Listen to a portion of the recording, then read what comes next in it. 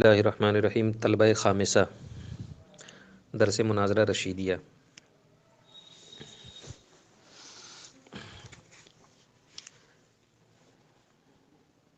آپ کی درسی کتاب مناظرہ رشیدیہ فن مناظرہ کی کتاب ہے، اور مناظرہ اس کا بھی تعلق جو ہے معقولات سے ہے، اور یہ مستقل علم کی حیثیت رکھتا ہے. اور پوری درس نظامی میں اعدادیہ تا فضیلت صرف فن مناظرہ کی یہی ایک کتاب داخل ہے.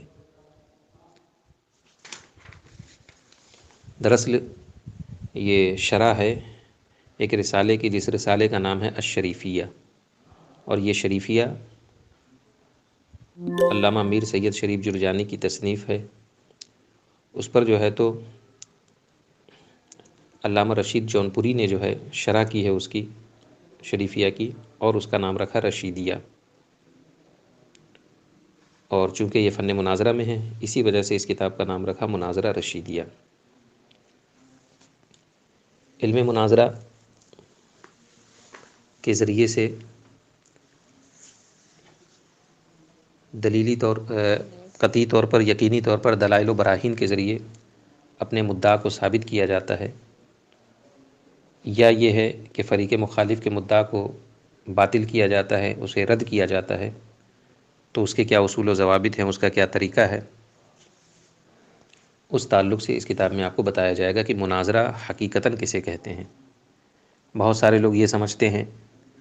کہ دو لوگ آپس میں بیٹھ کر کے دو گروپ ہو جائیں، دو جماعت ہو جائیں، اور بحث و مباحثہ کرتے رہیں، ایک دوسرے کی دلیل پہ دلیل دیتے رہیں، اور ایک دوسرے پر اپنا تفوق حاصل کرتے رہیں، اور یہ ظاہر کرنے کی کوشش کرتے رہیں کہ میں بڑا عالم کہ تو بڑا عالم، اور کسی بھی حال میں اپنی شکست کو نہ مانیں، اور یہ نہ مانیں کہ ہاں میں غلطی پر تھا، بلکہ مناظرہ مکمل ہونے کے بعد میں فریقین میں سے ہر ایک شخص یہ دعویٰ کرے کہ نہیں، میں ہی حق پر تھا، اور میری ہی بات جو ہے تو صحیح ہوئی، میں ہی مناظرہ جیتا. تو حقیقت کے اعتبار سے ان میں سے کسی بھی چیز کو مناظرہ نہیں کہا جاتا ہے. یہ ساری چیزیں مجادلہ ہو سکتی ہیں، مکابرہ ہو سکتی ہیں، مگر مناظرہ تو قطعی نہیں ہو سکتی ہیں، کیونکہ مناظرہ جو ہوتا ہے وہ اظہار ثواب کے لیے ہوتا ہے، اور جب اظہار ثواب ہو گیا تو فریقین میں سے بہرحال جو دوسرا ہے اسے اپنے موقف سے ہٹ جانا چاہیے، دیانت داری کے ساتھ، ایمانداری کے ساتھ، تب جا کر کے اس کا مقصد حاصل ہوگا جسے مناظرہ کہا جاتا ہے. اس کتاب میں آپ پڑھیں گے مناظرہ کسے کہتے ہیں، مجادلہ کسے کہتے ہیں، مکابرہ کسے کہتے ہیں، مناظرہ کے شرائط کیا ہیں، مناظرہ کے اصول و ضوابط کیا ہیں. تو آپ کو اندازہ ہوگا کہ صحیح معنوں میں مناظرہ تو شاید و باید ہی کبھی ہوتا ہے، ورنہ عام حالات میں یا تو مجادلہ ہوتا ہے، یا تو مکابرہ ہوتا ہے، یا تو بیجا مباحثہ ہوتا ہے.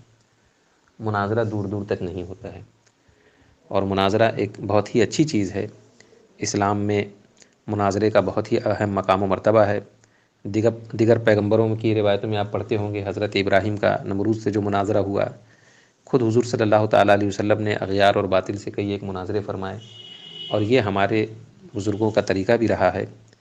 کہ باطل کے خلاف حق کو اور حق کی حقانیت کو ثابت کرنے کے لیے مناظرے جو ہے تو کیے جاتے ہیں. مگر مناظرہ کرنا یہ کوئی معمولی بات نہیں ہوتی ہے، اس لیے کہ بروقت آپ کو اپنی بات کو دلائل و براہین کے ذریعے دیانت داری کے ساتھ اور ایمانداری کے ساتھ ثابت کرنا ہوتا ہے. بہرحال علامہ سید شریف جرجانی نے یہ جو متن لکھا ہے شریفیہ، بڑا ہی جامع ہے، اور اسی متن کی جو ہے شرح ہے جو علامہ رشید بن مصطفیٰ جونپوری نے کی ہے، بہت مفید ہے. اور اس میں جو حاشیہ لگا ہوا ہے علامہ عبدالحی فرنگی محلی لکھنوی، جو عظیم عالم دین ہیں، ان کا یہ حاشیہ ہے. حاشیہ بھی آپ مطالعہ کریں گے، بہت سے فوائد آپ کو حاصل ہوں گے. رہ گئے علامہ میر سید شریف جرجانی، ان کی کئی ایک کتابیں آپ ماضی میں بھی پڑھ چکے ہوں گے. مثال کے طور پہ رابعہ میں قطبی، میر قطبی میں آپ نے پڑھا ہوگا میر صاحب کے بارے میں. تو میر صاحب کس پائے کے عالم تھے؟ ذہانت و فطانت میں، اور جو ہے تو زہد و ورع میں، اور اپنے تفوق علمی میں اپنے معاصرین میں سب سے ممتاز حیثیت رکھتے تھے. آپ جس زمانے میں موجود تھے، اسی زمانے میں اس زمانے کے سب سے بڑے عالم دین شمار کیے جانے والے علامہ سعد الدین تفتازانی بھی موجود تھے. واقعات آپ نے کتابوں میں پڑھے ہوں گے۔ اس زمانے میں علامہ سعد الدین تفتازانی سے بڑا عالم دین کسی کو نہیں شمار کیا جاتا تھا، تو میر صاحب کا ارادہ ہوا کہ کیوں نہ ہم بھی جو ہے علامہ سعد الدین تفتازانی سے کچھ فیض حاصل کریں، اور آپ جو ہے تو رخت سفر باندھتے ہیں،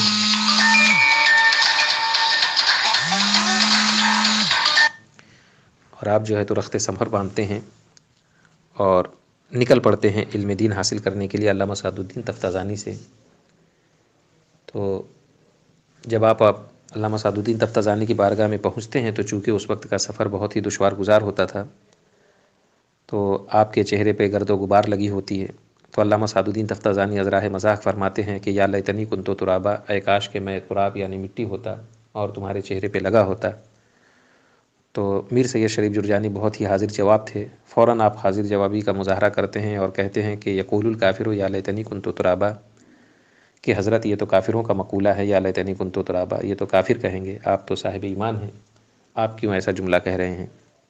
خیر یہ ایک واقعہ تھا ازراہ مذاق، مگر پھر میر صاحب نے یہ دیکھا کہ چونکہ ایک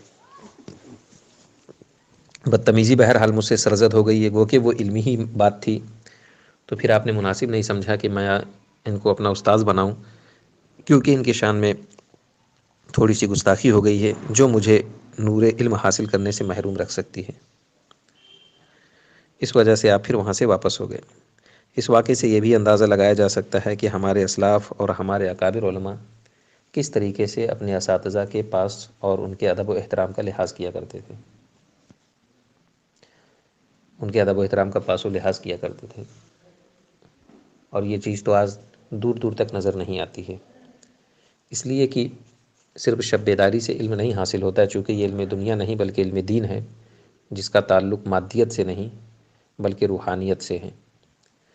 تو اکتساب فیض کے لیے ضروری ہے کہ اپنے تمام اساتذہ کا احترام کیا جائے، اور احترام صرف اتعاب جوارح کے طور پر نہ ہو کہ بس سامنے دیکھا، دستبوسی کی، خدمت کی، اور پھر غائبانہ پیٹھ پیچھے جا کر کے استاذ ہی کے بارے میں طنز کیا یا برائی کی، یہ اس قسم کی حرکتیں کی، تو یہ ساری چیزیں آپ کو نور علم سے محروم کر دے گی، بلکہ اپنے استاذ کو اپنے ماں باپ کی طرح عزت دیں، تاکہ آپ علم دین ہی نہیں بلکہ نور علم حاصل کریں اور اکتساب فیض کر سکیں، اور اپنی دنیا اور آخرت دونوں کو کامیاب بنا سکیں اور اسے ضائع ہونے سے بچا سکیں۔ بہرحال پھر اس کے بعد میں میر صاحب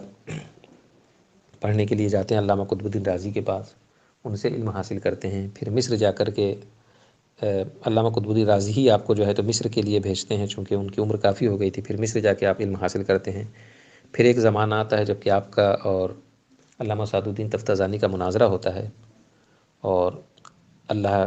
کی توفیق سے آپ مناظرہ جیت جاتے ہیں، تو روایتوں میں آتا ہے کہ اس کا اثر علامہ سعد الدین تفتازانی پہ اس قدر گہرا پڑتا ہے کہ آپ اس صدمے سے انتقال کر جاتے ہیں۔ بہرحال تو یہ جو مناظرہ کی کتاب ہے، مناظرہ رشیدیہ، یہی آخر کتاب ہے فن مناظرہ کی پورے درس نظامی میں، اور یہی کافی بھی ہے اگر اس کو پورے طور پہ پڑھ لیا جائے تو آپ حضرات شروع فرمائیں۔ بسم اللہ الرحمن الرحیم، الحمدللہ، تمام تعریفیں ثابت ہیں اس اللہ کے لیے جو نہایت مہربان اور رحم والا ہے۔ الحمدللہ پیمانے بھی ہوئی تمام تعریفیں اللہ کے لیے۔ فرماتے کہ بدا بعد التیمم بالتسمیہ بحمد اللہ سبحانہ و اقتدان باحسن النظام و عملا علی حدیث خیر الانام علیہ وعلی آلہ التحیۃ والسلام، کہ صاحب کتاب اپنی کتاب کو تسمیہ یعنی بسم اللہ سے برکت حاصل کرنے کے بعد اللہ کی حمد سے شروع فرمایا۔ ایسا کیوں کیا؟ اقتدان باحسن النظام، سب سے بہترین نظم کی اقتدا کرتے ہوئے۔ سب سے احسن نظم کیا ہے؟ نظم سے، نظام سے مراد جو ہے تو نظم بلونا، جیسا کہ آپ نے پڑھا ہوگا اصول فقہ کی کتابوں میں کہ کتاب اللہ کی تقسیم میں یہ نہیں کہا جاتا ہے کہ لفظ اور معنی کے اعتبار سے اس کی تقسیم، بلکہ نظم اور معنی کے اعتبار سے۔ تو ازراہ ادب، تو احسن نظام ابتداءً یعنی سب سے بہترین نظام، اور خود کتاب اللہ جو سب سے بہترین نظام کے ساتھ مرتب ہے، اس میں سب سے پہلے بسم اللہ، پھر اس کے بعد میں جو ہے تو الحمدللہ سے شروع کیا گیا ہے، تو یہ سب سے بہترین احسن نظام ہے، اس کی ابتدا ہو جائے۔ دوسرا یہ کہ نبی عالم صلی اللہ تعالیٰ علیہ وسلم یعنی مخلوق میں سب سے بہتر جو ہیں ان کی بات پر عمل ہو جائے، کیونکہ حضور صلی اللہ تعالیٰ علیہ وسلم کی حدیث ہے کہ کل امر ذی بال لم یبدا بحمد اللہ فہو اقطع، کہ ہر وہ امر ذی شان جو اللہ کی حمد سے نہ شروع کیا جائے تو وہ ناقص و ادھورا ہوتا ہے۔ اسی بنیاد پر جو ہے تسمیہ اور تحمید کے ساتھ شروع فرمایا۔ پھر وہ جو اعتراضات ہے کہ اسی طریقے کی حدیث تو پھر تسمیہ کے بارے میں بھی ہے، تو پھر آپ تسمیہ والی حدیث کو ابتداء حقیقی پر محمول کر سکتے ہیں اور تحمید والی حدیث کو ابتداء اضافی پر، یا دونوں کو جو ہے تو ابتداء عرفی پر جو ہے تو محمول کر سکتے ہیں۔ یہ ساری بحثیں آپ حضرات شرح تہذیب وغیرہ میں تفصیلی طور پر پڑھ چکے ہیں، اس کے آگے کی کوئی ضرورت نہیں ہے۔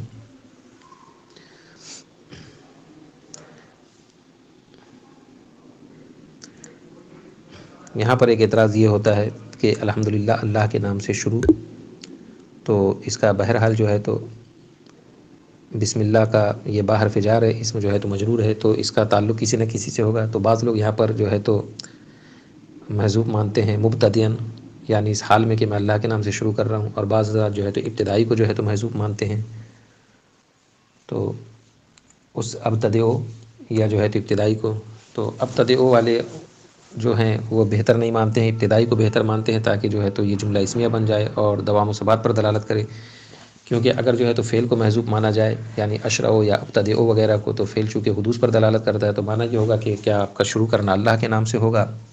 اور ختم کرنا کیا کسی اور کے نام سے ہوگا، لات و عزیٰ کے نام سے ہوگا؟ نہیں، بلکہ ہمارا شروع کرنا، ختم کرنا، درمیان میں پڑھنا سب اللہ ہی کے نام سے ہے۔ تو یہاں پر جو ہے تو وہ حضرات یہ کہتے ہیں کہ ابتدئ جو فعل ہے جو حدوث پر دلالت کرتا ہے اسے مقدر نہ مانا جائے، بلکہ ابتدائی جو مصدر ہے جو اسم پر دلالت کرتا ہے اسے جو ہے تو محذوف مانا جائے، تاکہ وہ ثبوت و دوام پر دلالت کرے۔ اس طریقے کی توضیحات کی جاتی ہے۔ بہرحال اب یہاں سے حمد اور شکر اور مدح وغیرہ کی تفصیلی گفتگو جو